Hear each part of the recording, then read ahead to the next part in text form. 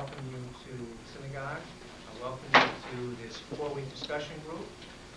This program was planned as a part of our ongoing adult education studies throughout this year. We have programs in the fall. We'll have 2 more in the spring.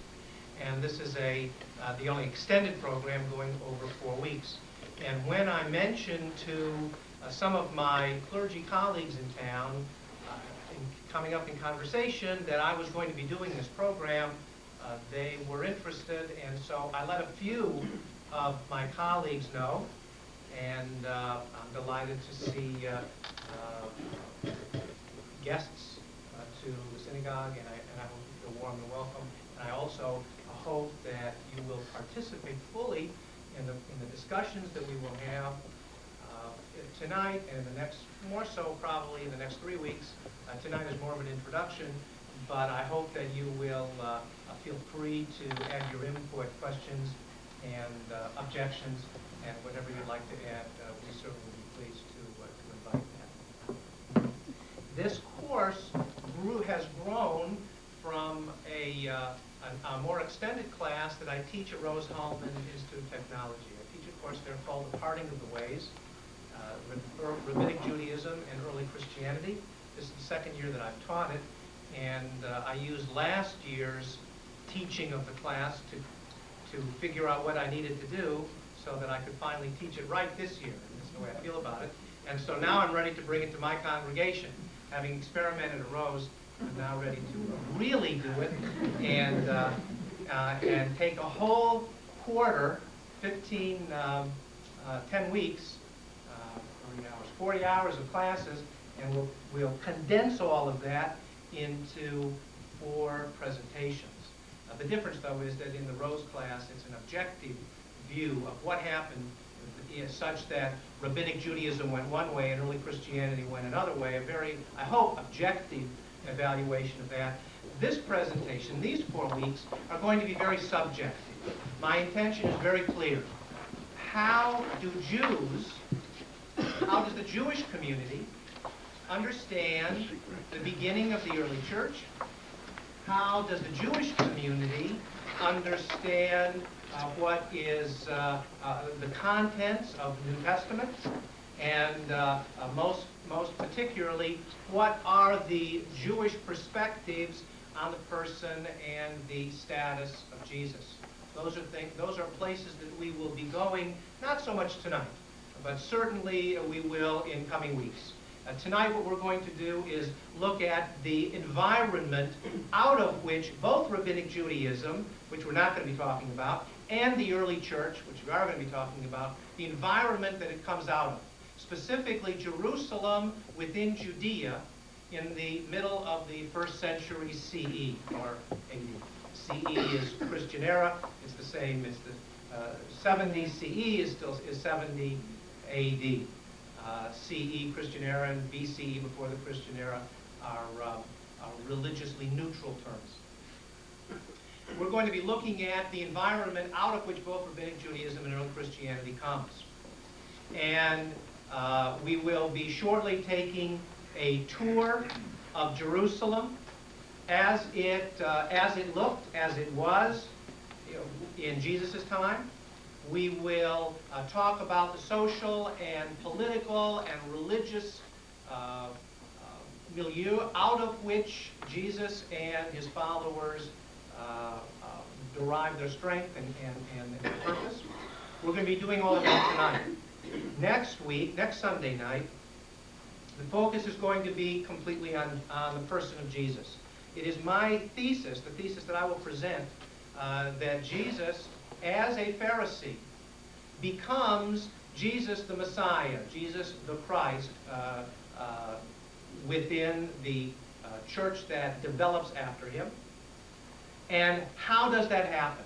How is it that Jesus the Jew, I believe, some kind of a leader within the Pharisaic movement? What is it that makes him a Pharisee?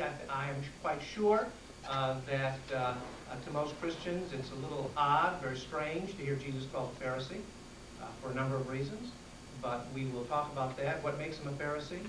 and the process that in the end he becomes Jesus the Christ. And that will be the focus next week. The third week we're going to talk about Paul. Paul is, in my mind anyway, the true father of Christianity. Jesus clearly is the focus, but Paul is the father of Christianity. Paul is the one that fashions and shapes what becomes the early church. And what are the forces within Paul, and what are the forces around Paul, such that he creates this religion which has which is responded to in a momentous way across the Hellenistic world. That's the third week. And the fourth week, I'm going to take an overview of the New Testament and talk about not the, but a Jewish understanding of the New Testament. How do Jews understand the Gospels? As a whole, how do Jews understand the writings of Paul? How do Jews understand the whole literature that is so significantly important to the Christian world? That's the focus of the 4 weeks. That's where we're going to go. And in order to do that, well, let me. If there are questions, if you have comments, please feel free. You can interrupt me anytime you want. Hopefully, I can remember where I was. If not, George is taking notes here, can tell me where I was. So please feel free with comments and questions. Before we can look at Jerusalem as it was in Jesus' day, I want to preface it by telling you a little bit about how Jerusalem came to be Jerusalem. And it won't take long, but it's worthwhile. And since I have some nice pictures, it'll give me a chance to use those pictures. Jerusalem belonged to the Jebusites. And it was David, when he became king of the united tribes of the people Israel, David chose Jerusalem to be his capital. He took it from the Jebusites. He established it as his city. He built a palace there, and he planned to erect a temple to God in Jerusalem. Now, there was no real reason to erect a temple other than I think David wanted his city to have the greatest temple. But there were a number of sacrificial places, worship places, scattered throughout what was originally Canaan, and later is ultimately going to be called Palestine. But in David's time, the area of Canaan had a number of sacrificial places scattered among all the tribal areas. And so there was no real reason to put a temple in Jerusalem, but David wanted his city to be the most magnificent city, and I think he, to a large extent, needed it for his own ego, needed to establish a temple in Jerusalem. And so he made plans for it, though it was not until his son Solomon, of course, that the temple was constructed there. Now this is going to be a little hard to see for some of you, but if you can't see it, then you'll just have to come into my office sometime and see it. This is, I hope you all can see it. This is a drawing of Jerusalem in David's time. Now what's significant is not so much the detail, but what's significant is that David's city, which is down here, is on a hill that is surrounded by two valleys. There's a valley here and there's a valley on the other side. It's the lower part of the hill. There is another valley behind this hill. It's a little bit hard to see. This hill. What we're talking about are three valleys that look like this. And David's city was put between my first two fingers, low on the hill. This is the temple that Solomon built up higher on the hill. But in David's time, this wasn't there. David's city extends down here, and it had its own wall. Now the question is, or at least the question that I've always asked is, why would David, if he could put his city any place he wanted, there are chairs back there too, why would David put his temple down at the bottom part of this hill? Particularly since the hills on either side of these three are much higher. This is the lowest of the hills that are between those three valleys. So why would he, it clearly is the least defensible. So I'm going to ask you, why would he build a city there? I mean, you all can guess just as well as anybody else. Water, obviously. I think that's true. That's where the water is. The only source of water in this area is down here. it doesn't do you any good to build a city up here if you can't get to water. And so David's city is built down on this lower hill. The temple built up higher. Now, as the city expanded, David's city down here expanded. We're looking from this is the south, that's the north. David's city expanded to the west, on to the next hill. The temple, of course, remained the same, but when the city grew, it didn't grow off this way. On this side, toward you, is the Mount of Olives. Modern Israel. And it was then too. But the city grew on the other side. Okay? We're about to see, and we're going to go to the slides now, we're about to see what Jerusalem looks like today, as well as what it looked like in Jesus' day. And you sort of have to remember this picture, although this is a little exaggerated. By the time the city of Jesus' day is there, this valley is all filled in.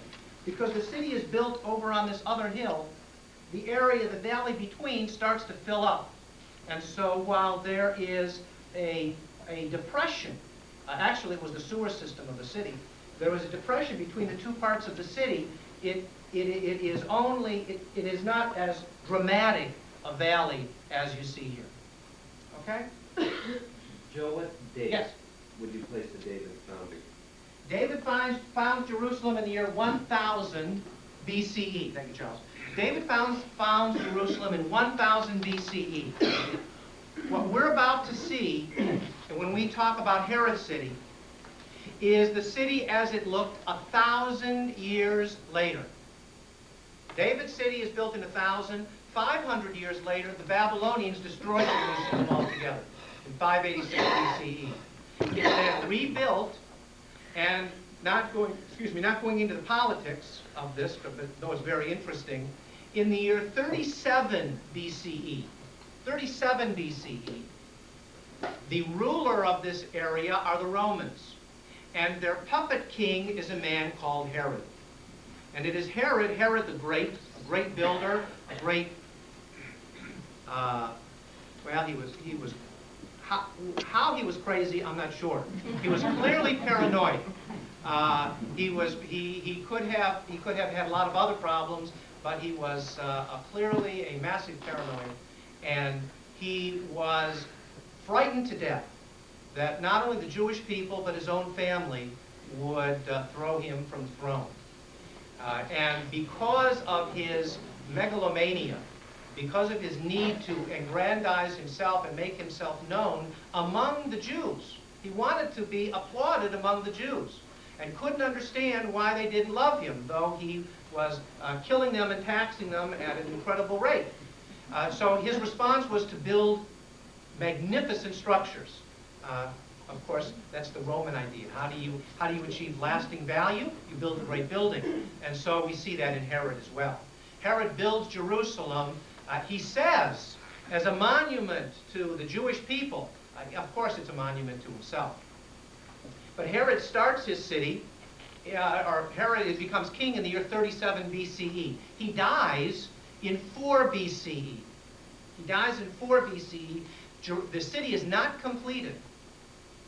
In fact, it is not completed until about the year 60 CE. In other words, 30 years or so after Jesus' crucifixion. It's not completed until 60, and in the year 70, Rome destroys it all. It's all gone. So it's less than 10 years that the city that we're going to be seeing really exists in all of its glory. Okay? And so the time is important. Okay, yeah. When was it rebuilt after that then? It was rebuilt by the Romans as a Roman city, and it was, what do you mean rebuilt? Well, you say we're seeing the city as it is now and as it was. Yeah, I'll explain that when you see it. This is today. It's a little hard to see, but I wanted to put this in there in case somebody does see it, they'll get an idea of what I mean. We're looking from the south toward the city of Jerusalem.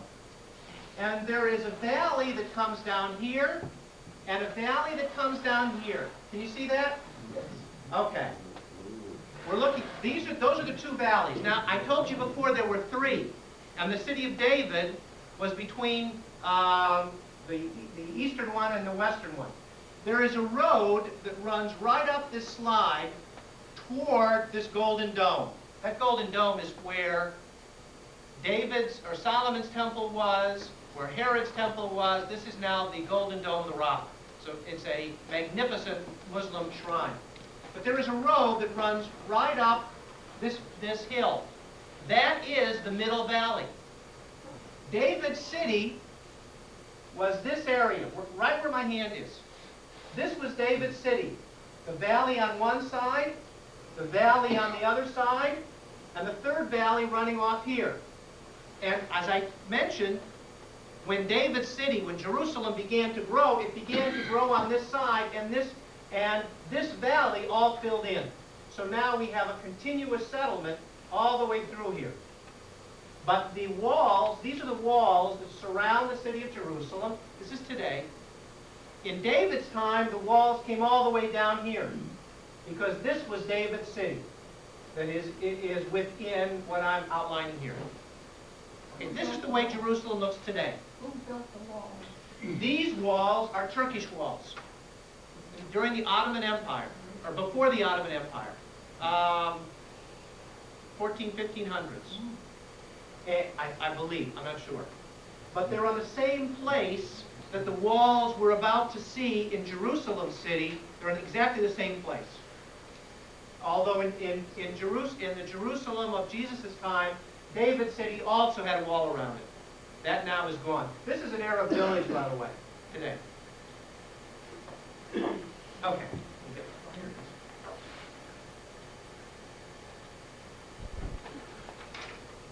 This is Jerusalem as it was in Jesus' day. These are pictures of a model that are in the Holy Land Hotel. Get out of the way. A model that is in the Holy Land Hotel, one of the hotels in Jerusalem. This is in the back lot. This is a model that was built in the neighborhood of 30 years ago, stone by stone, an exact replica according to archaeology and travelers' records of the day, stone by stone of the city.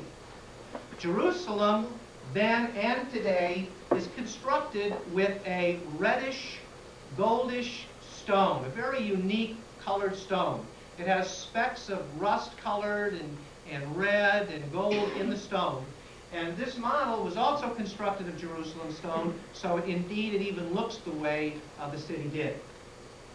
And this is a model of one of the outer walls. This is, you can see the size with the man here. This is one of the gates to the city. I want to point out a few things that we're looking at and then come back to this area. This is the temple area. This is the temple area. This was called Antonio's Fortress. It was a Roman fortress. It was a garrison for Roman soldiers. This was the good part of town. And there is a bridge here that connects the good part of town with the temple area, of course, so that they don't have to go among the riffraff when they want to get to the temple.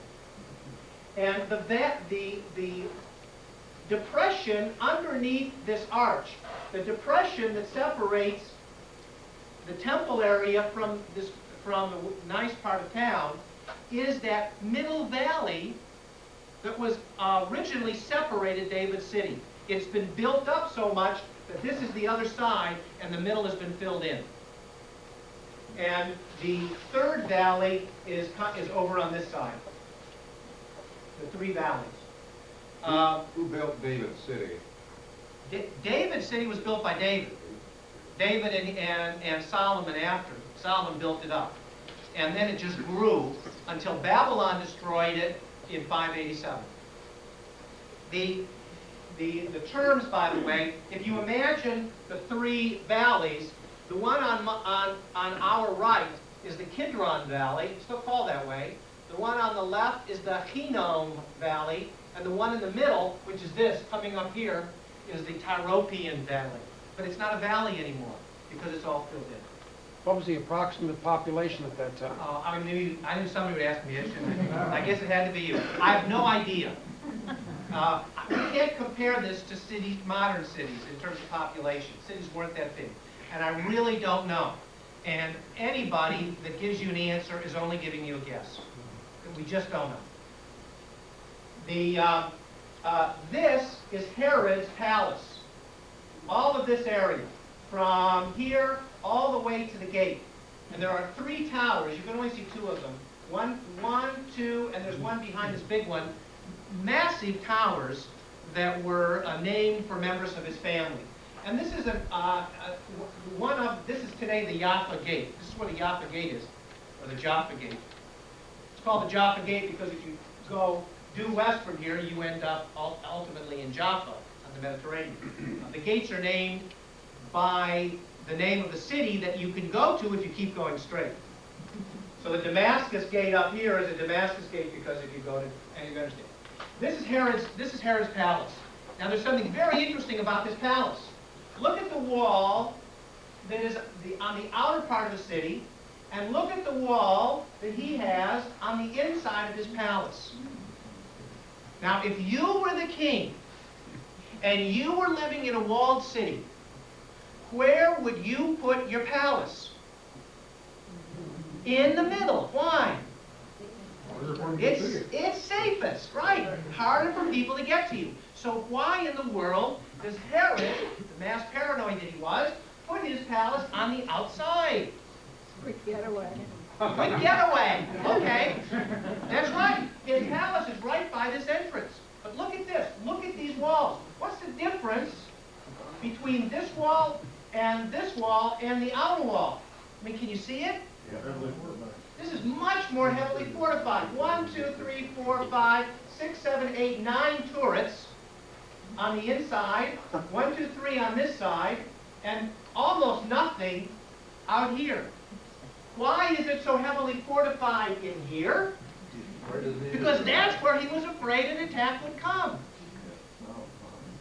I mean, Herod wanted the love of the people, but he was no fool. He knew that they hated him. And he was traumatically afraid that there would be a mass rebellion. And so his palace is on the outside for a quick exit and heavily fortified here. And it's for that same reason that the Antonio's fortress is up here.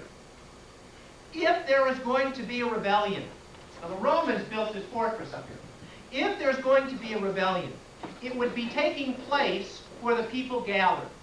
That's where rebellions begin, where masses can gather and go off in their rebellion. And where the masses would gather is in the temple complex. And we'll get better pictures of that. But they would be gathering in the Temple Mount Plaza. The Romans built their fortress here for 2 reasons. One, if there would be trouble in the plaza, their soldiers are garrisoned right here and they can get right into the plaza. But probably more importantly, any place you are in the plaza, you look up and you see these 4 towers. And you're reminded that the soldiers are right there and watching you from those towers. And so the Roman fortress was built looking over the temple complex because they knew that rebellion could spring up at any time. Now, there is an important message in this architecture. And the message is that Jerusalem, in the year 30, 40, doesn't matter, 30 to 70, any of those time periods, or before to 0,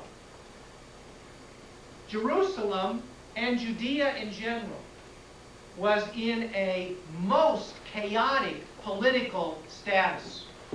The Roman army was holding the people and the country in an iron grip, squeezing whatever they could from the population. The Jews were rebelling in any way they could, those that could and wanted to rebel. And it meant that the governors, the Roman governors of Jerusalem, responded to the Jewish aggression by becoming more and more harsh. Executions were a daily phenomenon. Crucifixion was the worst kind of punishment that Rome could give a person, because that person would take up to a week to die, a most horrible death. And there were crucifixions daily. The Roman soldiers, according to the records that we know that have gone back to Rome from this time period, were under orders to kill whomever they thought was a threat to the state at any time. And so we have a city in siege and a people in siege. Not only the Jewish people were kept under the heel, under the thumb of Rome, but Herod also, even the king, was frightened by what would happen. He was never too sure who he could rely upon. He ended up murdering most of his family. And he died a horrible death in 4 BCE. Just a terrible, terrible death. But the city, the very structure of the city, demonstrates the political chaos of the time. This is the wealthy part of the city. The newest part of the city ultimately is going to be up here. Looking over here for a minute at the Temple Mount. The Temple Mount in Solomon's time was a small hilltop. Herod, when he wanted to build his temple complex, said that the Temple Mount that Solomon had built was far too small. So he extended the platform by building up the ground underneath it. A massive project. And he, more than 3 or 4 times, extended the square area, the area of the complex. And he built around it its own wall. This is only part of it. He built around it its own wall. And these pillars that you see here hold up a portico, a roof that goes all the way around this huge plaza. And in those porticos, people did business. This was the town square. If you were selling sandals, that was the place where you should have your shop, because that's where everybody came, into this plaza. The temple itself had its own wall. You can see a piece of it here. We'll see better pictures too. But the temple itself had its own wall protecting it. Anybody could go into the plaza. Anybody could go there on market days. Anybody could go there and gather. But the only way you could get into the temple itself was to be Jewish. And we will see much more specifically what the temple is. Okay. Oh my God, I get to do this. Where did Herod get his money for all this? Well, when Rome appoints him king of Judea, he has a license to steal. And he does it through taxation. Do those people there? Yes, from the Jews. I'm sure he got help from Rome. Though probably not much help. Most of his help from Rome was probably military, enforcement style. But it was through taxation. And indeed, he raped the people of their land, of their property. What's the size of those buildings? I mean, in real size, we're looking at real size? 1-story, 2-story, 4-story, or? This is this is probably the equivalent of 4 stories. The temple. This is the temple on the other side. These towers, I'm terrible on heights, but these towers are probably 6 or 7 stories high. These towers. Most of the buildings are single-story, although there are a lot of double 2-story buildings here. You know, that would be the equivalent of a small home with a dormer on top. I think that's about the size. So the walls of the temple were incredibly high, but I just can't tell you the feet because I can't judge. But the door, like into this wall down here in the lower right, is a normal 7-foot or so door. Yeah, probably 7 or 8 feet. Right, 7 or 8 feet. This door would probably be about 7 or 8 feet off all the way. Looking from the Terre Palace, this is what is today the Yatta Gate. This was the gate that went in and circled around. The gate, you know, in the good old days, didn't go straight through. They always took a dog leg. They always curved to the right or to the left. You know why? Well, it wouldn't keep the enemy out. No, you kill them better. You gotta slow them down. It slows them down, right. An enemy can go straight through an open gate, but when it has to make a sharp curve, and sometimes a curve the other way, it'll slow them down. And so it's easier to cut them off as they come in. So this gate curved in, and we're looking right across the city to the temple complex. You can get an idea now of the size of this temple complex. It was about 35 acres. The Temple Mount itself was about 35 acres. The temple itself is rising in the middle here. Here's one of the walls of the temple complex. This area over here is of debated use. There is debate among archaeologists about what it was used for. What I like, I don't know if it's right or not, but what I choose to believe is that this was a marketplace area. It has 2 or 3 stories that could have been market stalls and something of an international market. That's what I think it is. There are other people that say it's where the priests lived. It was priestly property. Others that it was a Roman office complex that was the county seat or something. A number of different ideas. And no one knows for sure. And Herod built this for the Jews. That's what he said. This is for him. You know, he built this as a monument to himself. With Rome. Obviously with Rome. We're looking at an angle across the city now. Here's Antonio's fortress. You get a better picture of the wall that surrounds the temple itself. This is the temple. This is that three-story complex that I think was business area. This are main steps going up into Antonio's fortress. This is the newest part of the city here, as it extended. And this is a little pot of tar. This guy's repairing. He's not here at the moment. A little pot of tar and a bucket of water. It puts the rest of it in perspective.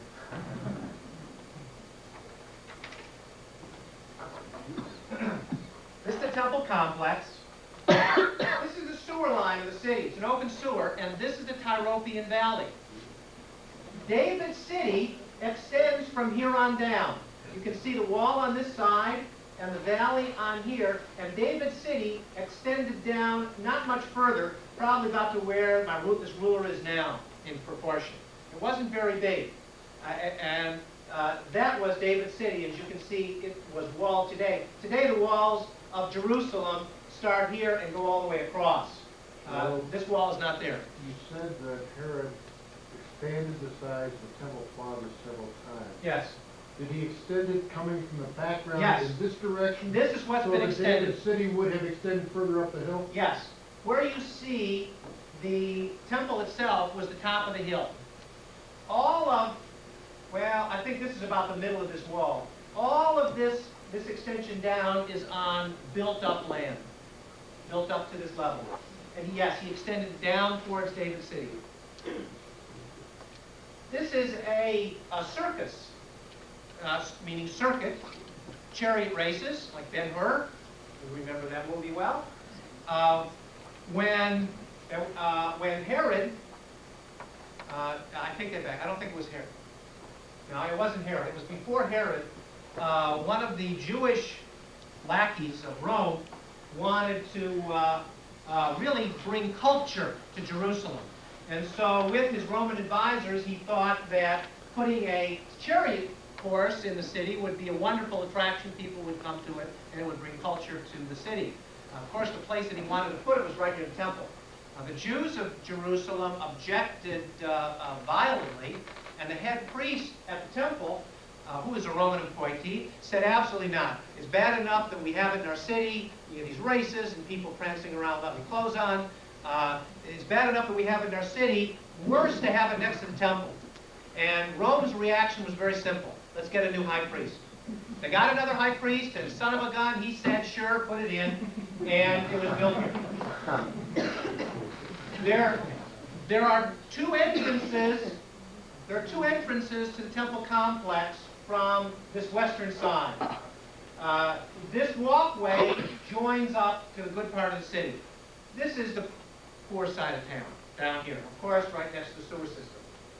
And this walkway takes you up into this complex that I think is a marketplace. It takes you up into that complex. So if you're doing shopping, if you're going for your shopping, or if you're visiting the officers of whatever are up here, you would come in this way. Or if you're coming from the good part of town, you would cross the bridge here. If you were coming to the temple to bring offerings, if this was a religious entrance to the temple in Jerusalem, you came in the southern wall. Now, these steps leading up to the southern wall were where pilgrims and where men and women bringing their offerings would come to the temple. And through these two doors, you would pass underneath this complex and emerge through something like a trap door in the middle of the plaza. You would come up these stairs and be in the middle of the plaza. You couldn't go through these doors and get into this complex. You used these entrances. These doors apparently were for the priests. They had their own entrance. But the pilgrims came in through these doors. Now, when this model was built 30 years ago, this entrance was a bridge just like this one. And it extended all the way across the city. And these homes, these poor homes, extended all the way up to a wall that separated the good part of town from the poor part of town. When I first saw this model, I don't know, in 1970, 71, that's the way it was. It went all the way across, it crossed a wall, and the wall separated these two cities. It's no longer like that. And the reason is that all of this area, or much of this area, has been archaeologically taken apart. And when the archaeologists got down to the roadbed down here, and they have gotten there, they found that there was, instead of just a support like we have on this bridge, there was a massive support that indicated a staircase. And so the model was changed. And you can see the change in stone here, where they have remade the model to reflect what archaeologists have found. They also found that there was no wall going around here, that there was just apparently an empty space before these homes started. There is a red arrow right here. I hope you all can see it. Another change. The archaeologists have gone through this whole area as well, and they found that there were 3 doors that the pilgrims went in, not just 2 doors. But they didn't change that in the model. They didn't change that. We'll see those 3 doors for real shortly. But I want to talk about this arrow for a moment. When Rome, in 70, destroyed Judea and Jerusalem, they wanted the Jews to know that the Romans finally meant business in settling accounts. And they destroyed the entire city. The entire city. Particularly the Temple Mount. All of this was destroyed. Every bit of it. The only part that the Romans left standing was this wall in here. All of this came down and just tumbled onto the street level. But this part of the wall, they let stand. They also let stand most of this. But we didn't know it.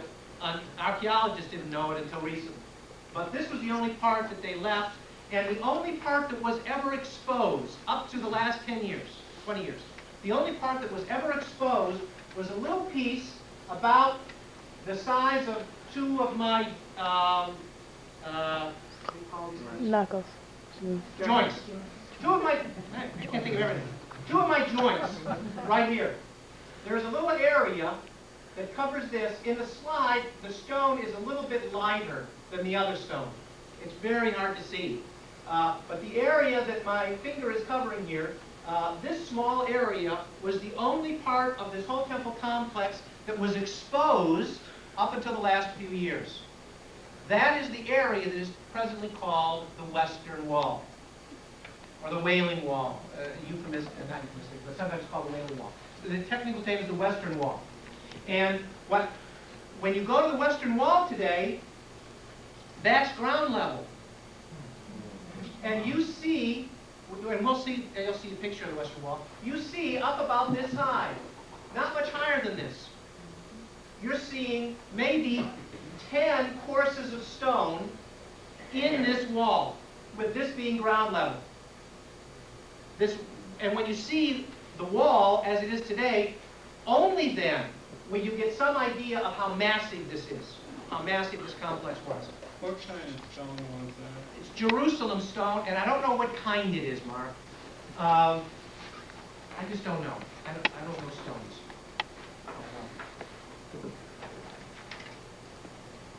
This is the model. This is the southern wall. The pilgrims came up these steps, and as I said, there were 3 doors here. Pilgrims came up the steps to go in through these doors, underneath this marker or whatever up here. Archaeologists believe, or at least the people who made this model, believe that that little building was for washing. Pilgrims would wash their hands and feet before they entered Jerusalem with their offerings, and that was where they did it. This area is for the priests. It's for the priestly entrance. Now today, and only in the last 10 years, today, if you're in Jerusalem, you can walk up these steps, right up to these doors. You can, as you'll see shortly, the southern steps have been uncovered, as well as the doors for the priests too. This is more, I got it down real low, to get an idea of how you see it. What? Yeah, I did. I got down real low. I thought I was nice. This is today. This is the arch. Oh, I made a mistake. Remember I said that there were 3 doors? Well, there are only 2 doors for the pilgrims. There were 3 for the priests. There are 3 for the priests. That's my mistake for tonight. This is one of the doors that the pilgrims entered. When the Turks rebuilt the walls and added on, they added a whole wall coming out here. But you can see the difference in these stones and these stones. This was one of the doors that the pilgrims entered. These are some of the original support stones for the steps, with the steps themselves being up here. And there'll be another picture. This was our group from last summer. Took a high school group to Israel last summer. And these are the steps. These are the steps that the pilgrims would come up going into the door. Now, one of the things that's real interesting about these steps is they're not regular. As you can sort of tell, you have to watch where you're going because they're at irregular levels. And it was done for a purpose, so that you would fully concentrate on each step that you were making. You had to watch where you were stepping because all the steps were at irregular heights. There are psalms that say, as we go up to Jerusalem. Many of them use the phrase, as we go up to Jerusalem. And the pilgrims used to sing those psalms as they went up the steps. And in order to help them concentrate on their songs, on their intent, and their purpose, the steps were put up regularly, so you couldn't just walk on up. But those are the steps. Rabbi, what's that opening up the top of the picture? This is a window. You can tell that. Can you see the difference in this stone and these stones? The original southern wall ends right here. And these stones were added during the Turkish Empire. This is an apartment in this part of the old city, an Arab apartment. Because all of this was built on top of it. All of this was uncovered only within the last 15 years. It just wasn't visible 15 years ago.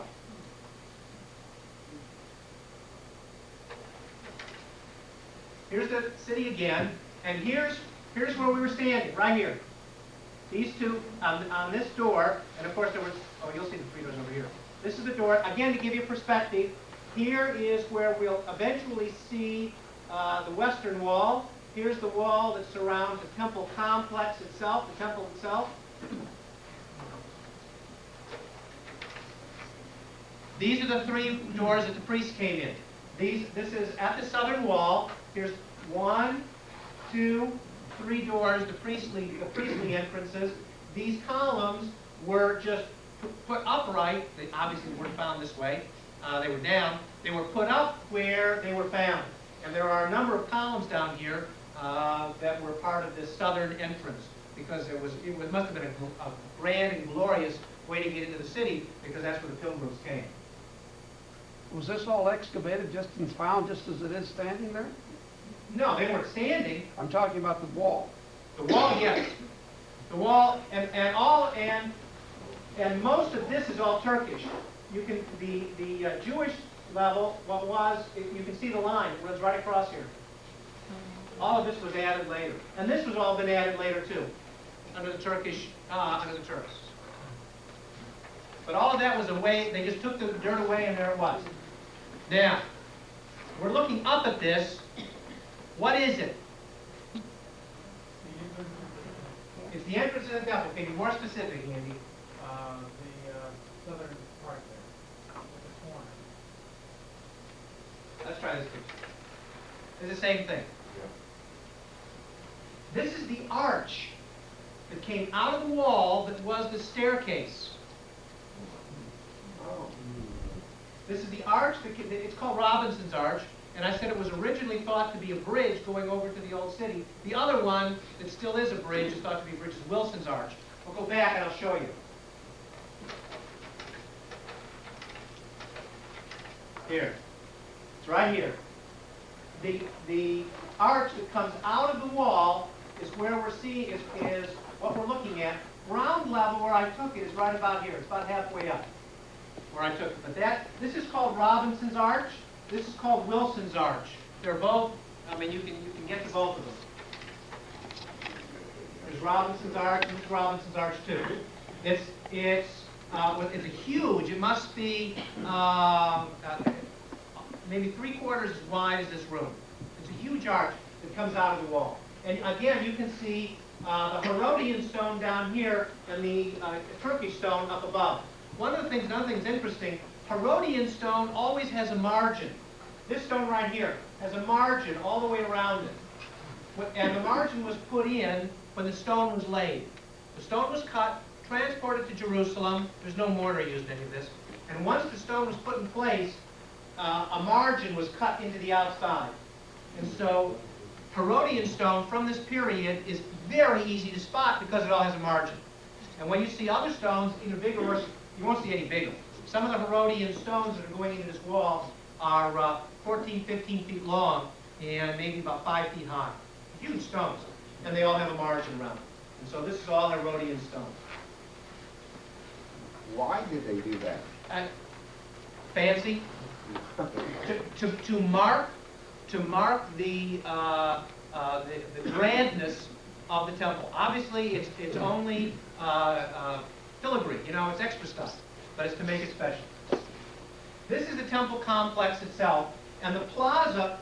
I couldn't get the end. There's a little opening here in the floor. That's where pilgrims would come up. I couldn't get it in and get the whole temple. But this was the plaza that is on this side and the other side. And you can get to it by crossing in front of this wall here.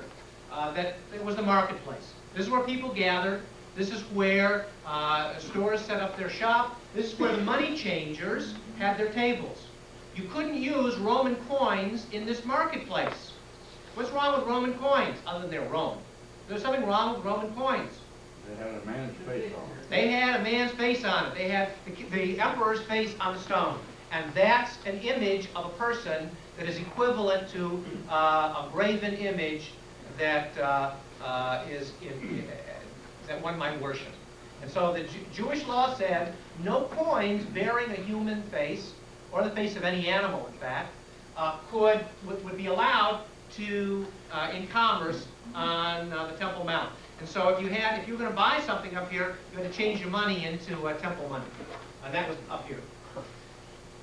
I'm going to be showing you another picture, better picture of the temple complex. But what's significant, what's important is that this is all marble here. These two pillars are huge. It rises up. This is 2 stories from the base of the pillar. But the temple itself is about 40 feet higher than this level. Because as you go into the temple complex, you rise as you go into each court. We'll see that shortly. So this is 2 stories up, but it's an additional 40, 50 feet above the bottom level.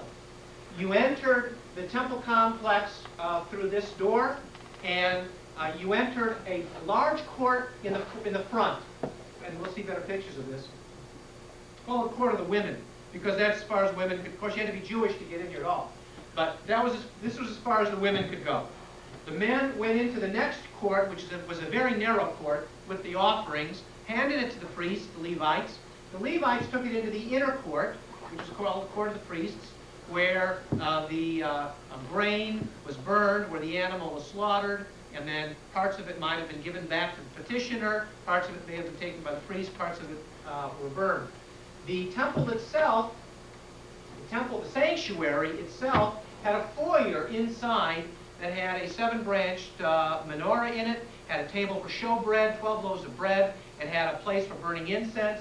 And through further on in the very middle of this huge building, was a cube 33 by 33 by 33 feet. And it was empty. The Ark of the Covenant, I assume you know, was not in this temple. The Ark of the Covenant disappeared when before Babylonian destroyed Jerusalem in 586. So the Ark was not in the Holy of Holies, which was in the very center here, a cube 33 by 33 by 33 feet. This is the Western Wall today. Now, that little bitty, 2-digit that I showed you goes up to here. These are Herodian stones. This level is all Turkish stones. And this wall coming out here is all Turkish too. It's been added. If you want to see Wilson's arch, that was the one to the left that we saw, you have to go through these doors and go further along this wall. The Dome of the Rock, as I said, a magnificent Muslim shrine, sits on the place where the Holy of Holies were. So we're to the right down the wall between the two arches on the model picture. And this is all that was exposed of the original temple until recently, when archaeologists started going around to the southern wall and doing work down there. But this is the Western Wall. This is the women's section. This is the men's section. In traditional Judaism, men and women are separated in prayer, and this is the only place women are allowed, and this is the only place men are allowed. And I'm not going to explain that. That's just the way it is in traditional Judaism. And it's a closer shot to the Western Wall. Some of those stones, particularly the ones in the lower course, are really, really huge. They get smaller as you get higher, I think for obvious reasons. But down at this lower level, which is about 2/3 of the way up the wall, this is 2/3 of the way up. Well, there's this much of the wall above this, in the original wall, and at least that much below it, going all the way down. That's all. Yeah, that's all. Yeah, that's part of it. These are slides from my tour. Adam, if you get the lights.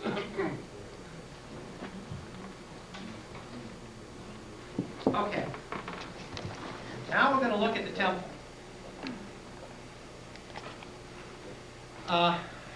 We probably don't have enough of these to go along, so you might want to share with somebody. If you don't trust them, you can take your own.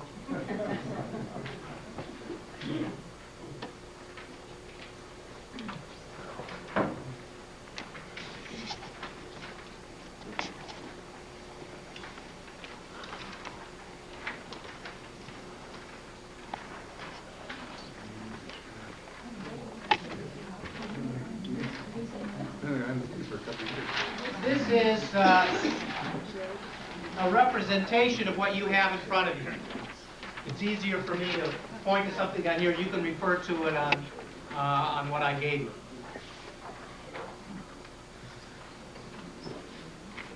Okay, I hope there are other people that don't have them or don't have access to one. Just going to move them back. Why was Herod so interested in making a nice place to the Jews? Because he wanted to be remembered well. He wanted to be glorified by the Jews. His mother was Jewish, his father was not Jewish, and he wanted to be the greatest king that the Jews ever had. So he was bigger than David and Solomon because the city that he built and the temple he built was bigger than Solomon's. He wanted to be David already, certainly at this time, was revered and greatly honored. He wanted to be bigger than David. It was a matter of ego. And it was also that visitors from all over the world came to Jerusalem to see the city. And he would say, this is my city. So it was not only to be honored by the Jews, but to be honored in the Hellenistic world that saw architecture as a measure of greatness. And that's what made Rome what Rome was the architecture. And that's what he wanted to be. So he was trying to make himself honored in both communities. Were the Jewish priests permitted to determine what would be placed in the sanctuary, the holiest of holies and all their? Yeah, I'll tell you all about all this now. That's what we're going to do. At the temple, now remember, on either side of this is that plaza. This is just the temple itself. The Temple Mount area goes on either side, and that was the marketplace. Jews, and you had to be Jews, could enter the temple complex down here. This is called the Court of the Women. It was a large court. And there were 4 storehouse areas in the 4 corners, for oil, for wood, for lepers, and for Nazarites. A Nazarite was someone who had taken a Nazarite vow to demonstrate his faith and often atonement. A Nazarite vow was one in which one did not cut one's hair. Men or women could vow a Nazarite vow. You didn't cut your hair, and you abstained from anything made of grapes, particularly wine, but anything made of grapes. And Nazarites were supposed to remove themselves, no sexual contact either. The Nazarites, for the most part, removed themselves from the community to demonstrate their sincerity in their vow to God. And you would take a Nazarite vow for a month, for a year, for 2 years, for any length of time. And occasionally there were people who took Nazarite vows for their life. Samuel, supposedly, was one who took the vow of a Nazarite for life. Samson, apparently, grew his hair long, took a vow of a Nazarite vow, although he messes around with every woman that he can find, and he gets drunk. So, you know, one wonders about Samson. But those are 2 people that were supposedly have taken the vow. Anyway, these were the areas, and they had their own entrances for the lepers and for the Nazarites. These were circular steps that rose 12 feet. 12 feet. You know, I suppose this room is about 12 feet. I can't measure things. I don't know. But it rose 12 feet through these steps with 3 great big golden doors. The doors themselves were about 15 feet high. They were called the Gates of Nicander, and they apparently they were gold-plated. Nicander was a Jewish Roman citizen who gave the money for the doors. So they call them the Gates of Nicander.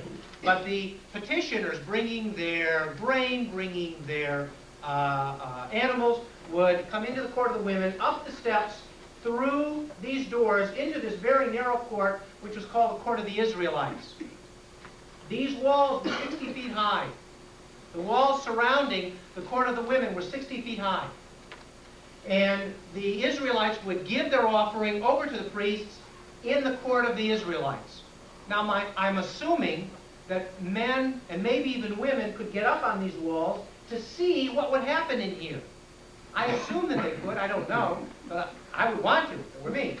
The priests went up another 5 feet, into the court of the priests. The area on the right, the big rectangle on the right, is where animals were slaughtered. There were hooks.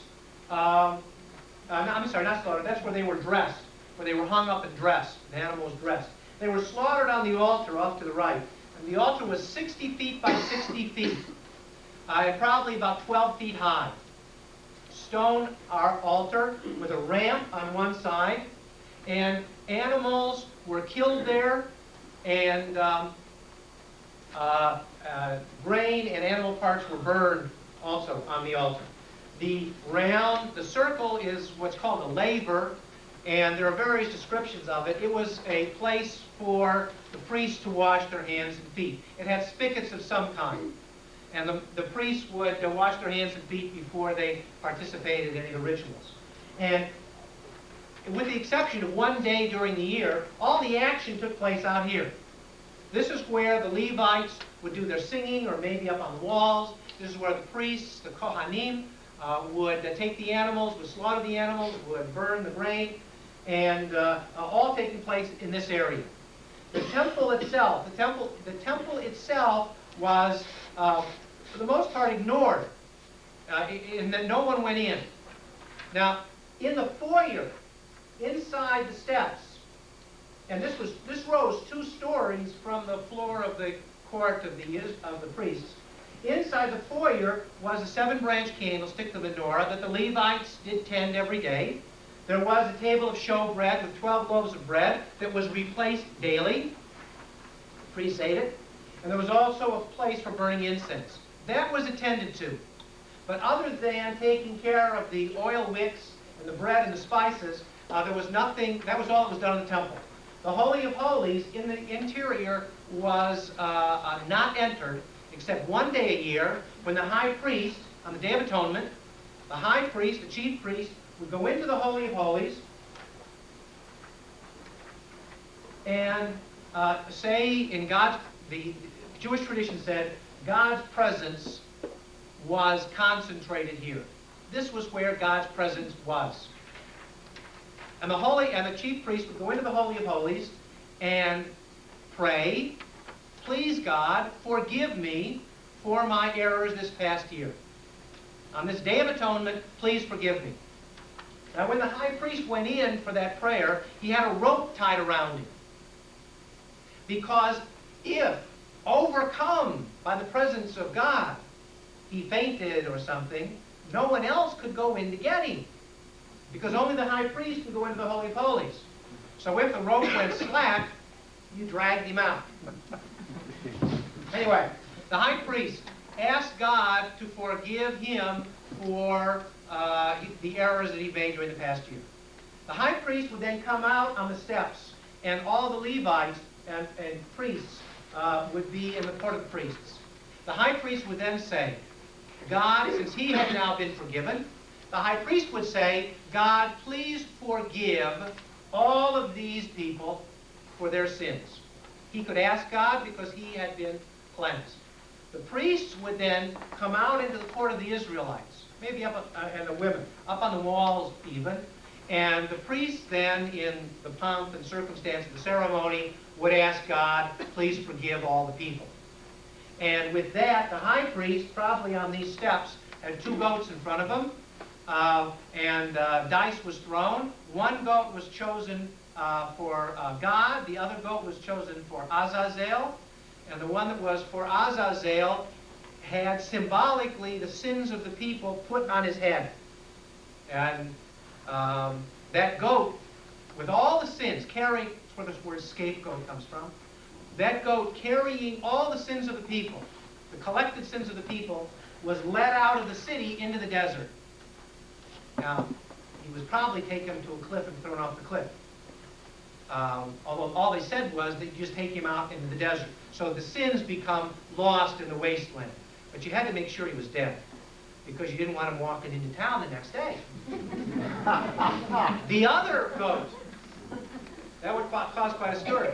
The other goat that was for God, identical goat, was then sacrificed.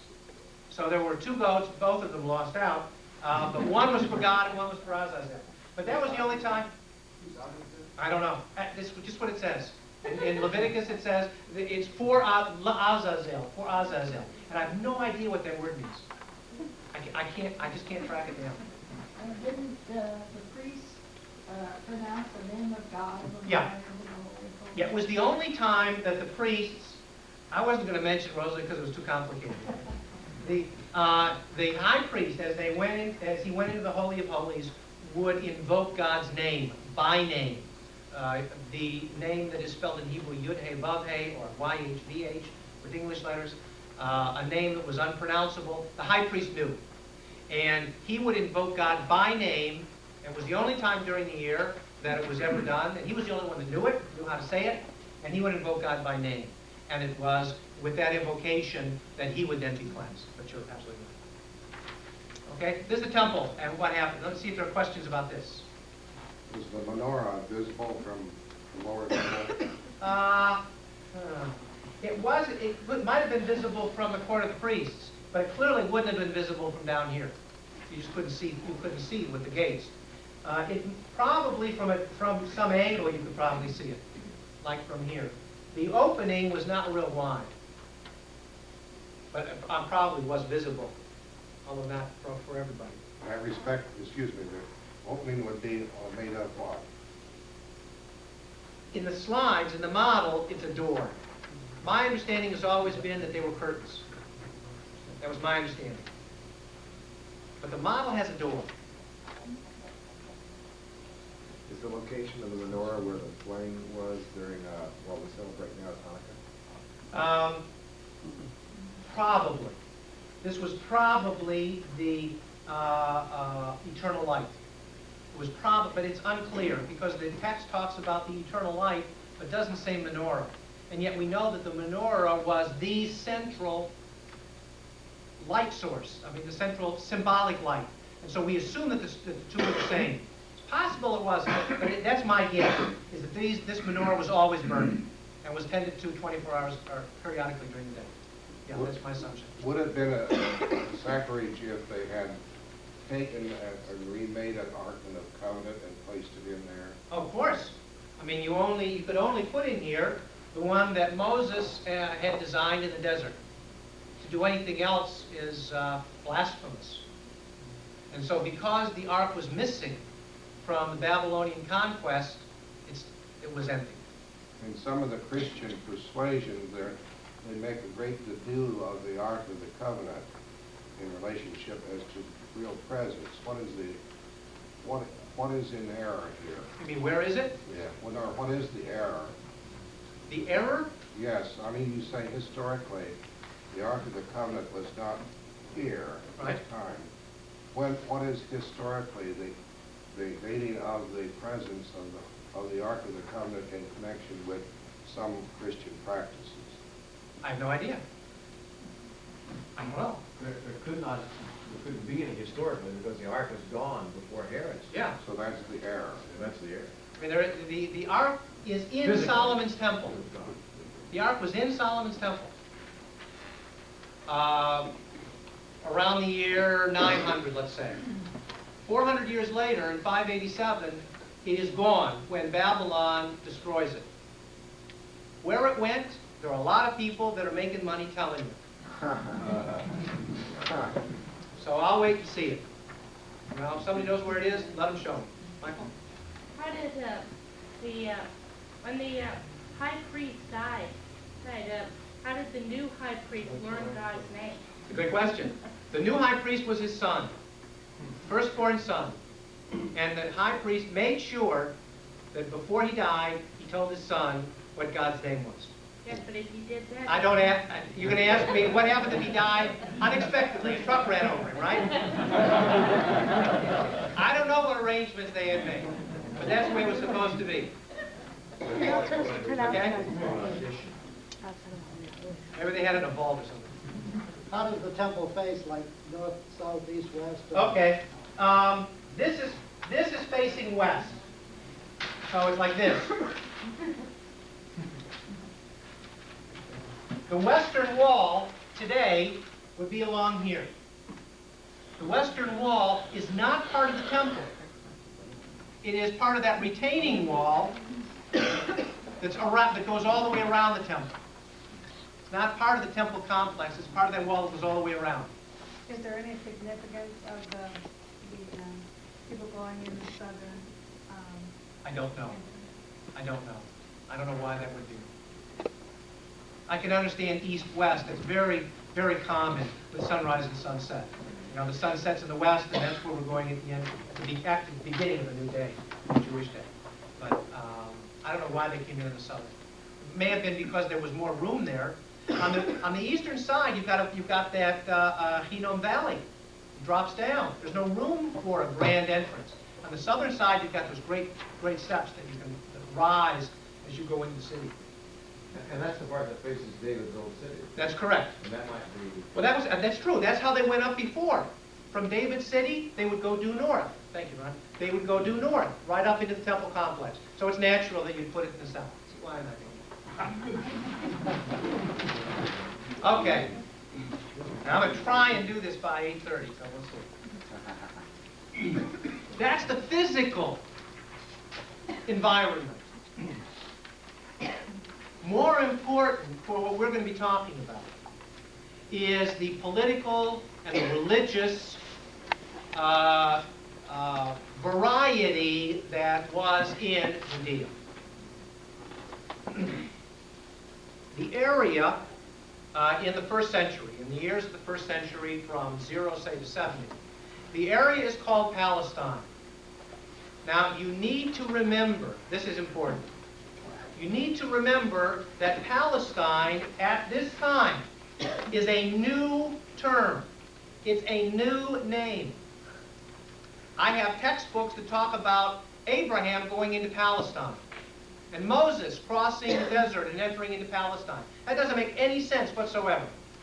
Palestine is a Roman name that is given to this land when the Romans occupy it before the year 0, just before the year 0, around 60 or so BCE. The Romans give it the name Palestine. And the Roman, that's the English version. The Roman version was Philistia. Now what does Philistia mean? Philistine land. The Romans called it Philistine land. Why? Because they occupied the coast with those things. They were on the coast. And so why call it Philistine land? They were only a small part of it. It's an insult to the Jews.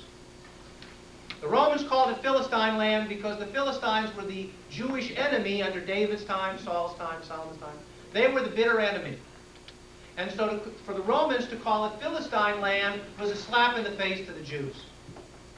A purposeful insult. So it's important to remember that, yes, this is, when we're talking about Jerusalem, in the area of Judea in Jesus' day, it indeed is in Palestine. But recognize where that term came from and who gave it to them. And that it was not an ancient term. That it was a term given by the Romans. There were a number of groups in the early years of the first century, leading up to the destruction of Jerusalem in 70, groups of special significance that I have here. Josephus, who is was a Jewish historian that lived in between, or wrote between 30 and 100. He wrote both before and after the destruction of Rome. He was a Jewish historian, a Jewish general, in fact, that surrendered to Rome during one of the conflicts, and instead of being executed, offered to serve as a court historian, and the offer was taken. And so he, depending on who you talk to, he's a traitor, he's a historian, but he's all we've got. And Josephus writes about the major philosophies, he calls them, the major philosophies of Judea before the destruction. And he lists them as the Pharisees and the Sadducees and the Essenes. He doesn't call them zealots. I am in quote marks, and Herodians. These are the ones that Josephus mentions. And what I want to do is very briefly give you an idea of who they were, so that we have enough time for questions and things, because specifically next week we're going to be talking about Pharisees and Sadducees, and the rest of these guys we're not going to be so worried about. The Pharisees, in Hebrew it's parushim. The Hebrew is parushim. And parushim means separatists or opponents. Now the parushim were in opposition to the other major group called the Sadducees. And in Hebrew they are Zadukim.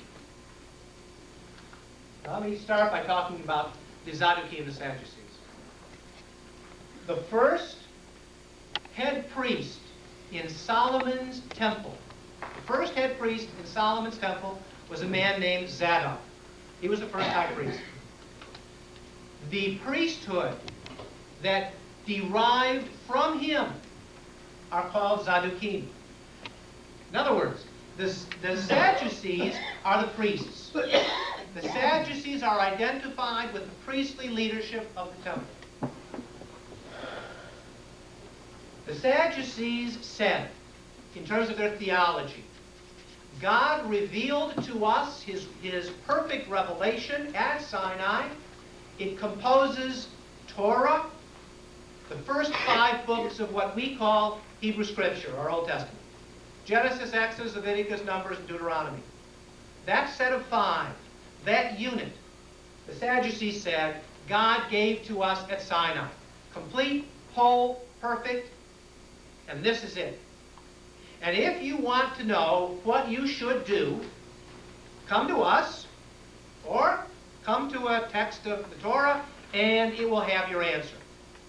Now, most of the laws of Torah concern the sacrificial cult. Most of the laws, if you were to list them all, pertain to festivals, holidays, worship, what the priest wears, what the priest does, how he does this, what animal you bring for that, how much grain you bring for this festival. Most of the laws concern that sacrificial cult. And that was the guidebook for the Sadducees. On the other side of town, the Pharisees are saying, and this group is a scholarly group, the Pharisees are saying, yes, God gave us Torah at Sinai, a written Torah. But God also gave us a second Torah, one that was unwritten, one that was oral, and one that explained the written Torah. The Pharisees said a written Torah, Genesis, Exodus, Leviticus, Numbers, Deuteronomy, and an oral Torah, an explanation, a commentary that told us how we were supposed to use the written Torah. The Sadducees' response is, where are you getting this? It doesn't say anything about this in Torah. It doesn't say anything, and by the way, I'm going to give you something orally too. Nothing. The Sadducees accused the Pharisees of making this up out of whole cloth, creating this idea of an oral Torah to give themselves authority, because it's the Pharisees who were the authority in this oral tradition, this oral Torah. They were the ones that they said, have kept alive the oral tradition that went from Moses to Joshua, to the heads of the tribes, to the elders, down through their teachers to them. And they were the ones in their study halls, in their discussions, that preserved the oral tradition.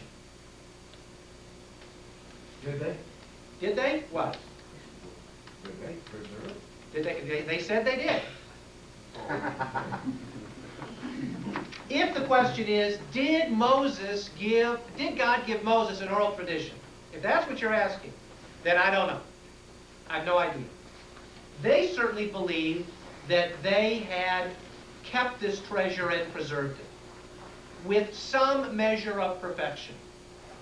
So that if it said, you will honor your mother and your father, they knew what that meant. I mean, a simple statement, honoring your mother and your father, doesn't mean very much. It's a nice value. But if you put it to a 16-year-old, what does it mean? You get a lot of different answers. Yeah, how bad was it today? It depends on the answer. Or the other one of the Big Ten, the 10 Commandments. You will not murder. But what does that mean? Does that mean I shouldn't kill somebody who's trying to kill me? Is that murder? What about warfare? I'm trying to kill that guy. Is that murder? What about accidentally hurting somebody? What about running somebody over in a car? What about running somebody over in the car when I'm drunk? Is there a difference? There are a lot of variations. Simply to say you will not murder does not give us any rules to live by. The Sadducees were happy with that. They said, that's okay. You come to us, we'll tell you what it means. And the people said, well, that's not good enough for me. I don't know what you think. I want to know what God wants. The Pharisees said, Rabbi, what? Would they be considered the fathers of our present Reform and conservative groups? Pharisees? Yeah. Of course. All of Judaism today, you're jumping way ahead. Oh, But all of Judaism today comes from the Pharisees. There are no more Sadducees or any of these other guys. They're all gone. But the Pharisees said, we know what God wants in regards to murder and honoring your parents, and we have that tradition. Whether they were called opponents or separatists by themselves, or whether the Sadducees called them that, I don't know. But they were in opposition to the Sadducees. The Pharisees said, go take your offerings to the priests in the temple. Go do what they tell you to do.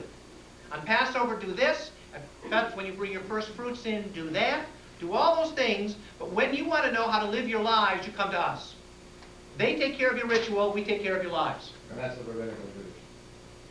Yes, Is this in the source of Talmud as well? yes, that's where it's going to come from. That's where it's going to come from. Were both of these groups Levites, or were either group Levites? Okay. To be a priest, you had to be in the Levitical family. The high priests were called Kohanim, which is a word for priest. In the larger Levitical family, the Levites, there was a smaller group of high priests that really ran the show. But in order to be a Sadducee, to be a part of this group, obviously you had to be a Levite, meaning your father was. In order to be a Pharisee, you could be anybody. It was not an inherited position, it was a scholar. So in all likelihood, there were Levites that were Pharisees, in all likelihood. But certainly every Sadducee was a Levite. Now there may have been sympathizers with the Sadducees who said right on, we're with you, that weren't Levites. I mean, they certainly had a following among the people. But the leaders were priests. Was that almost a clan organization rather than a Yes. nuclear family? Yes, it was a clan organization, right. What is this term, Order of Melchizedek? I don't know. Melchizedek is, in Genesis, is one of these righteous kings who's not a part of the covenant people, not a part of the Hebrews, but is termed righteous. But he's not one of us. Melchizedek means righteous king. That's what the words mean. The order of Melchizedek is something that is in your bailiwick. In other words, it grows out of Christianity, not out of Judaism. The idea being, here's a person who is righteous before God who's not in the covenant. And he becomes a model for early Christianity. Yeah, Charles? Is the Pharisee-Sadducee controversy historically specific to this period, or does it extend how far back? It only extends back to about 150 BCE and up to 70. So maximum 300 years, 250 years, maximum. Where did that rift begin? Because obviously the Levites were the first. Yeah, it begins after the Babylonian exile, when Jews coming back from Babylon who have been involved in scholarship begin to develop this philosophy and develop in Judea. But it starts with what's happening up in Babylon and filters down and grows. And by about the year 150, 160, there are a group called Pharisees. But it's over, the conflict is over in the year 70. Because when Rome destroys Jerusalem, what happens to the Sadducees? They're out of business. There's no more temple. And from the year 70 on, there's no more conflict. Because the only group left on the field are the Pharisees. And they become the rabbis. The group, the study, the scholarship, the whole process that is the Pharisees up to the year 70, with the destruction of the temple, becomes rabbinic Judaism. Just passes right into it. No longer priests.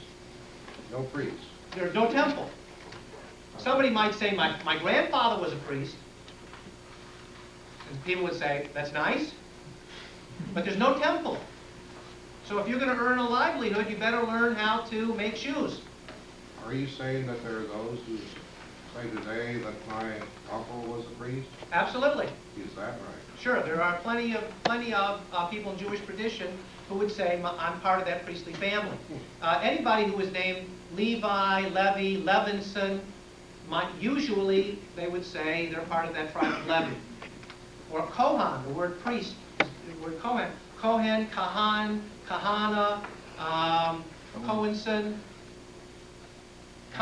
Katz, Khan, Khan's Wieners, that spelling. Those people also, if you ask them, would probably say, I belong to a priestly clan. But ultimately, anybody could say that. I mean, I could come in here and say Klein. I mean, the name doesn't matter anyway. I mean, anything. I can say, well, I'm part of the priestly family. Who's going to debate you? And besides, what good does it do you? Okay, the third group that Josephus identifies are called Essenes. We're not going to talk so much about them. The Essenes were a separatist group, really separatist group. They moved their whole community out into the wilderness and felt that the Pharisees and Sadducees both were corrupt, were destroying God's word, were leading the people astray, and particularly what was happening at the temple was immoral, and the only way they could preserve their own religious integrity was to remove themselves and prepare for, they thought, and they wrote about the coming of the Messiah. They saw their leader that they wrote about 100 years before Jesus was called the teacher of righteousness.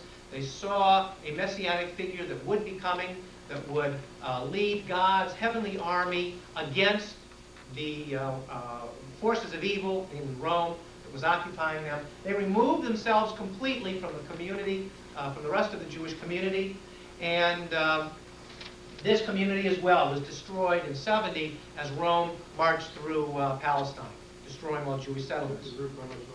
Yeah. No. Is that the group you mentioned last time? Yes. The Dead Sea Scrolls supposedly comes from the community Essene. But last night I never used the word Essene because I'm not so sure. Josephus talks about the Essenes, and we know about the community, the Dead Sea. And I'm not so sure they were the same group. But close. Were there some practices of the Essenes that they linked back to? Yes, that was my sermon on Friday night. Oh. And I'm sorry, Mr. Minister. I've been here. Yeah. I'll be glad to talk to you about it sometime. But we're not, that's a tangent we're not going out of. But the Essenes are gone. The Essenes are gone. Are you alluding to the fact that Jesus was probably not in connection with the Essenes in any way? That's my feeling. Yes, that's my feeling. I don't think he was in connection. I think he probably knew about it. But I don't think he was from the Essene community. So they didn't believe that maybe John the Baptist could have been. And he wasn't at my sermon last night, but he knew that. Yeah. I think that John the Baptist could very well have been. Possible. Question, possible. The Zealots, I put in quotes because there was that was not their name. In the year 130, there was a formal group called the Zealots, revolutionaries. They called themselves the Zealots. But I don't know a better name for this group at this time, but they didn't call themselves Zealots. It was a revolutionary group, and their response to the situation that they were living in was to fight to the death. Rome is an occupier, and we will fight to the death to rid ourselves of them.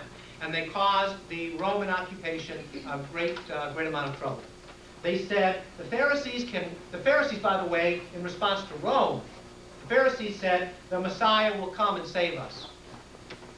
And were, for the most part, pacifist. The Zealots said to the Pharisees, you can wait for the Messiah until you're blue in the face. We're going to do something about it. If the Messiah wants to join us, fine. But we're fighting today. The Sadducees said, don't wait for a Messiah. That's just poppycock. It's not going to happen. You bring your offerings to the temple the way you're supposed to. God will take care of us. Do what we're supposed to do, and God will take care of us. And the Zealots looked at them and said, it's never worked before. What makes you think it's going to work now? Join us with sword and spear and fight the Romans. There was a group of Herodians. Josephus calls them Herodians. They were Roman sympathizers who felt that the best thing we should do, since Rome is part of this great Hellenistic community, we should become more Hellenistic. We should join the community. We should not fight so much. Don't put up such a fight. So we become less Jewish and more Hellenistic. What's the big deal? Let's not make such a big to-do about the whole thing. There was also a small group, by the way, who thought that Herod was the Messiah. A group of Jews who believed that Herod was the Messiah. There were a number of messianic pretenders at this time. A half dozen or so between the year 20 BCE and the fall of Jerusalem in 70, about that 100-year period. There were half a dozen, 8 formal, I don't say pretenders to be Messiah. They thought they were the Messiah. And they had followers who believed they were the Messiah. One of whom, of course, was Jesus.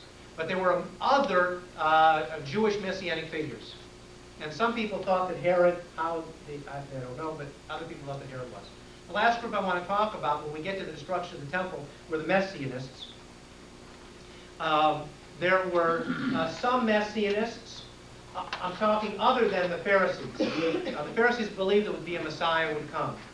But there were two groups of Messianists shortly after at the time of the destruction of Temple in 70. One group of Messianists believed that the Messiah had already come, and that his name was Jesus. It was a group of Jewish Messianists who believed, in fact, that the Messiah had arrived and were waiting for the fulfillment of the Messianic promise, and that the destruction of Jerusalem in the year 70 was the capstone of their hopes. There were other groups of Messianists who were in various stages of belief that the Messiah was here among us, the Messiah will be, but were actively moving toward, and these were for the most part mystics, who were actively trying to, with their praying and mystical, whatever they were doing, trying to bring the Messiah sooner. So there were a whole lot of Messianists, particularly at the time of the destruction, such a terrible, a traumatic experience as the destruction of Jerusalem and God's temple brought out these Messianists who felt that this event would force the Messiah to come. And so there were some that were actively trying to bring him, and of course a group of Jews at the time of the year 70 who believed that the Messiah had already come and was about to reappear, was shortly reappear, and that his name was Jesus. Okay, I want to stop and see if there are questions. That's all I'm going to do tonight. Next week we're going to talk about Jesus the Pharisee and then Jesus the Messiah, but we'll see what kind of questions you have.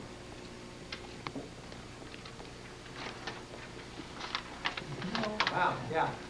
When we were in Jerusalem, we were taken at the end of the Western Wall down into excavations deep within that area. Right.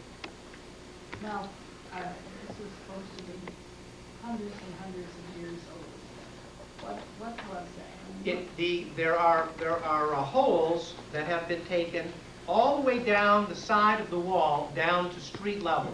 So at the bottom of that hole was the Roman street before Rome, not the Roman street, the Jerusalem street before Rome destroyed the temple. That's what, it goes along the length of that whole western wall, all the way down to street level. That was at the bottom. That would have gone back to the year 70. Well, I don't know how it could have. And that's when Jerusalem was destroyed. Well, it seemed to me they said that this was almost prehistoric. I mean, these excavations, well, that's news to me. Rooms and houses and all kinds of things. Fighting. Well, I don't know. Yeah. One question, you said the high priest was the only one to enter into the Holy of Holies, and if Rome said, you know, hey, this guy doesn't agree with our policies, let's get another high priest, how would he know, how to do what he... I assume that the new one would get the word by Rome. Yeah. My guess is that there were a lot of priests who would very much like to be high priests, and would have pandered to the Roman authority. That's not beyond imagination at all. Particularly in a time of chaos, you get what you can while you can, because tomorrow you don't know what's going to happen. And I would assume that throughout the Jewish community was that feeling. It was such a chaotic time.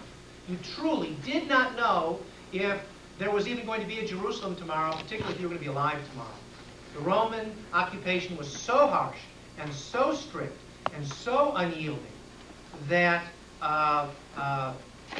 you had nothing because it was stripped of you, and if you had anything, you had kept it, and it was secret. And the priests did better than anybody else, that's for sure. But they could be taken out at whim. And so they did whatever they needed to do, I would suppose, to pander to Roman authorities to keep what they had. How did the people of that era earn a living? I mean, how was, they kept getting taxed. how do they keep making money? Where was the other money coming from? Well, selling clothes, shops. So pilgrims were coming from all over the land. Pilgrims were still coming in. Yeah, right, shepherds, farmers, they were still coming into Jerusalem. Jerusalem was the center of commerce. It was the marketplace. If you were selling sheepskins, you'd sell them here. If you're going to sell your crop of corn, this would be a good place to sell it, if you could bring it there. So there were many people traveling through the city. Oh, sure. This was one of the wonders of the world. People came just to see it. And that's one of the reasons that the model could be constructed so accurately. There's such accurate and intricate descriptions of the city, the travelers drawing it and writing about it. That's how it could be reconstructed so well, as we assume. There was another temple before this. Solomon's temple. How can I ask? How was it different than this one? Much smaller. Much smaller. It was one room. The temple itself was a single building with a foyer for the oil lamp and the showbread and the spice box, and then an open area, open plaza that was for the sacrifices and everything else. But a much smaller building, nothing nearly as magnificent as this. Was there that much trade going on in the earlier one? Probably not. Probably not. Well, I started saying that it was still large. Oh yeah, sure, it was large. It was still large. Sure it was. And also, there was quite a bit of artisan work and so forth. There were carpenters and inside stone workers and so forth. forth. In the they city. were wondering about where money could. Sure. This is the capital of the area. Yeah, right. Okay. Did the tradition of animal sacrifice cease when the Sadducees ceased? Yep. Without a temple, there's no place to do it. So in the summer of 70, when the temple is gone, there is no more offering of grain or animals. No more. What about the new movement to reconstruct the temple?